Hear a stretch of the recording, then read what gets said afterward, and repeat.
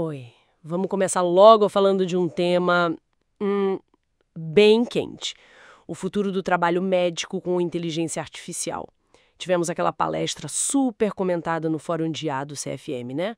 A IA não é mais futuro, ela já está aqui, transformando assim a nossa prática diária. Então a nossa conversa hoje é para tentar destrinchar isso melhor, sabe? As fases da IA, como isso mexe com a medicina, os desafios que a gente tem aqui no Brasil e, claro, o nosso papel como médicos, que está mudando, e que novas habilidades a gente vai precisar ter, como é que a gente navega nisso tudo, né?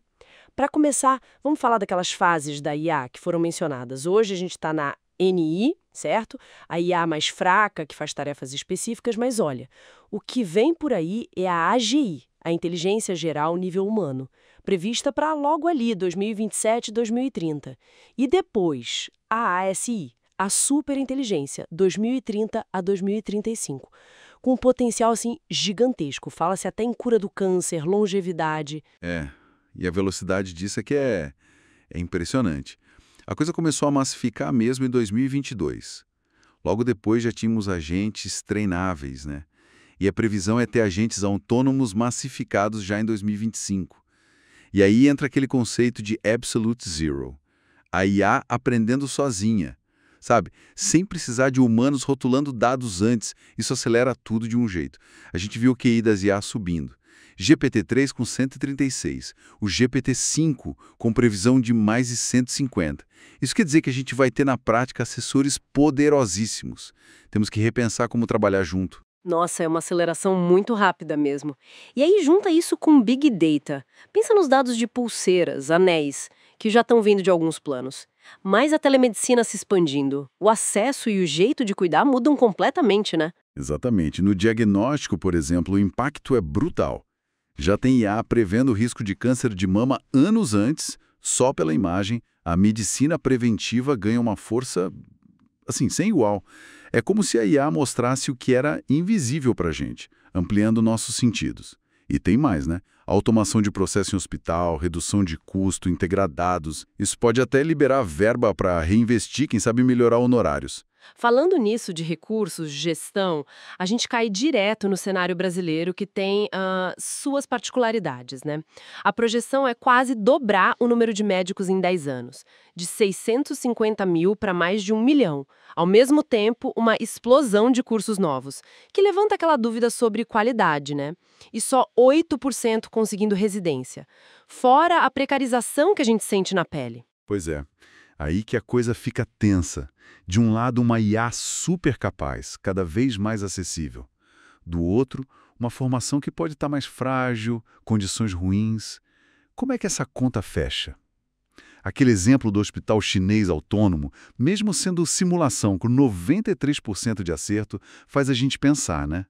Não é que vai substituir tudo, mas como a tecnologia conversa com as nossas fragilidades aqui do sistema. Com certeza. E essa tensão toda exige que a gente repense o nosso papel.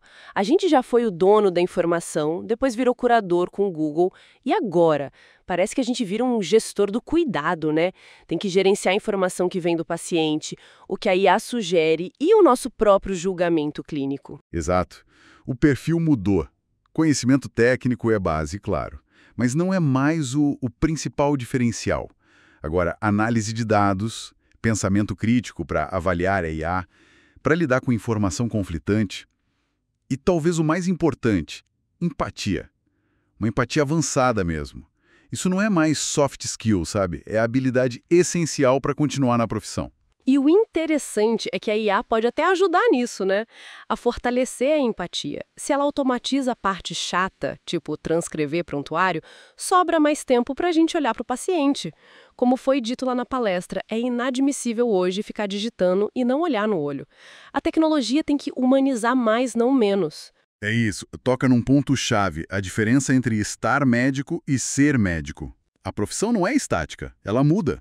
O diagnóstico técnico puro, a máquina talvez faça melhor, mais rápido. O nosso valor está na conexão, na escuta, em humanizar, em juntar ciência e arte. E para isso aprender sempre, se adaptar é vital. E vale a pergunta pra gente mesmo, será que a gente já não tá agindo meio como robô às vezes?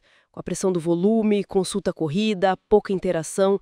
Se a gente age assim, aí sim a máquina ganha na eficiência. O desafio é agregar valor de verdade no ato médico. Aquela preocupação antes, durante e depois. Mesmo que usando um robô para fazer o follow-up, sabe? Mas, por outro lado, tem oportunidades novas surgindo, né? Carreiras bem interessantes. Médico que desenvolve software, cientista de dados clínicos, consultor de inovação, são áreas crescendo pra caramba. Sim, mas sem ignorar os desafios éticos, práticos. Quais os limites da IA? E a privacidade dos dados? A autonomia do médico na decisão final, como fica? O acesso tem que ser justo para todos. E tem dois riscos bem claros, né? O desemprego tecnológico em algumas áreas. Radiologia é um exemplo clássico, com IA laudando muito rápido. E o outro é a alienação médica, tipo a geração GPS que não sabe mais ler mapa. A gente ficar dependente da IA sem ter o conhecimento para validar o que ela diz. Perdeu o senso crítico. Entendi. Então, acho que a mensagem principal que fica é: a IA não é um bicho-papão. É uma ferramenta muito poderosa e exige da gente, médicos, adaptação, novas competências, principalmente crítica e empatia, e uma atitude ativa para mostrar o nosso valor humano, que é insubstituível. Exatamente. E para fechar fica aquela provocação, né? Vinda lá da fonte. Já que IA vai fazer cada vez melhor as tarefas técnicas, como é que a gente garante que essa tecnologia vai servir para ampliar a arte da medicina, a essência do cuidado humano, e não só para otimizar a ciência e os processos? É algo para a gente refletir bastante sobre o futuro que a gente quer na saúde.